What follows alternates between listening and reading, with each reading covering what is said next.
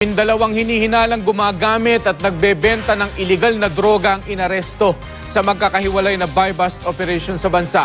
Kasama na rito ang isang buntis na nauna na raw sumuko sa Oplan Tokhang. Makibalita tayo kay Trisha Safra.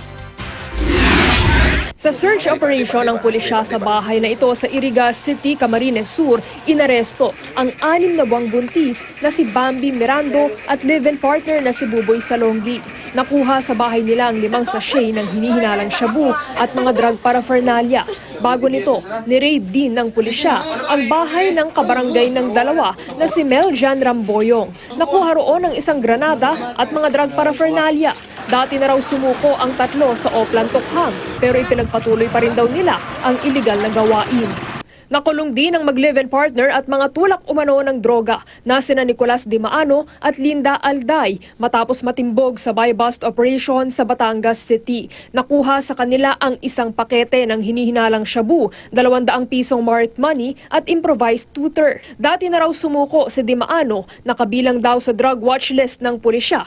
Iginiit ng mga suspect na hindi sa kanila ang drogang nakuha ng mga pulis. Sa Iligan City naman, inaresto sa barong-barong na ginawa umanong drug den sina Dennis Roa Albacete, Leonardo Ostrio Casillo, Jacqueline Loberiano Claro, Miriam Bation Abero at si Valentino Abendan Dalugin na suspect din daw sa pagnanakaw sa isang computer shop noong nakaraang buwan.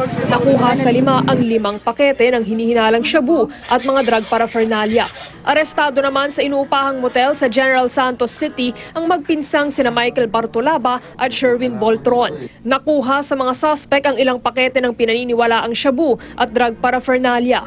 Sa parehong lungsod, hinalughog ng mga otoridad ang bahay ng high-value target na si Suharto Edsa Ebus. Nakuha roon ang isang granada, 2 shotgun, Glock caliber pistol, mga magazine at bala. Wala sa bahay si Ebus. Inaresto naman ang caretaker ng bahay na si Karatuan Gianal. Wala pa siyang pahayag. This is part of the double barrel targeting high-value target.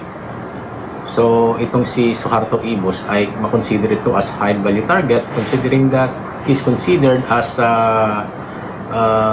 big-time drug distributor. Patuloy naman ang paghahanap ng pulisya sa suspect. Trisha Zafra, GMA News.